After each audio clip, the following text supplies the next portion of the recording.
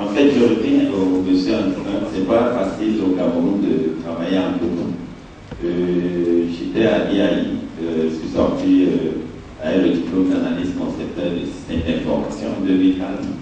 Nous étions 4, nous avons voulu commencer quelque chose. On a développé presque 10 logiciels, il n'y a pas de marché. On a cheminé comme ça et puis voilà, il y a les enfants à nourrir et ainsi de suite. Il y a un qui est parti en Espagne, on s'est dit bon, on a une opportunité, peut-être là-bas, s'il y a des applications à développer, tu nous envoies des modules ici et puis bon, voilà. On n'a jamais eu le marché, nous étions visibles sur le net et tout, on avait notre site web et tout, on a marché avec la sœur et tout, il n'y a jamais rien eu. J'ai eu la chance, avec un autre, d'avoir une bourse master en ligne à travers l'AUF. En 2009, j'ai eu mon master en audit informatique.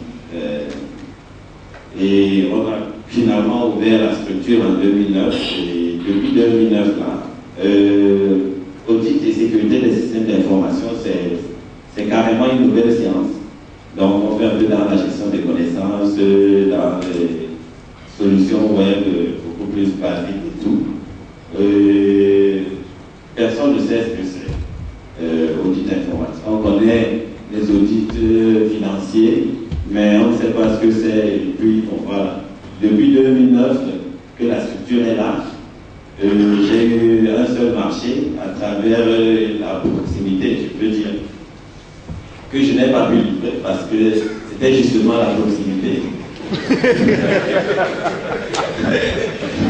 Parce que, bien évidemment, quand tu fais le plan d'une maison et que à chaque fois, on te dit non, le poteau, il faut qu'il soit un peu plus à gauche.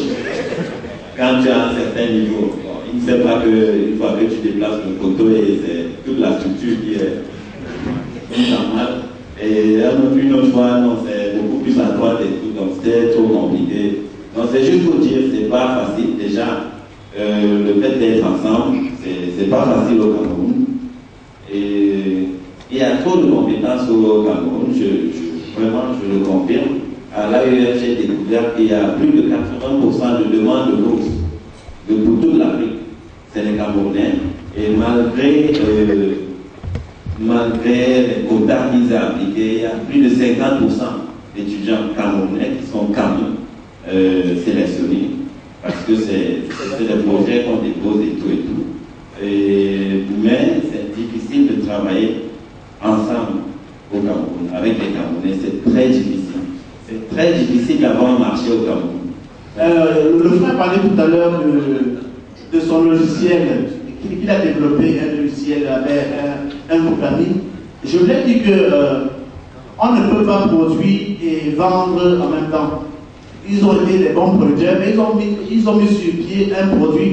Il fallait chercher, voilà, recruter, n'est-ce pas, un partenaire, un Kafawa apte à pouvoir vendre ce produit parce qu'il a traîné les logiciels, plusieurs logiciels, pendant plusieurs mois sans pouvoir gagner le marché.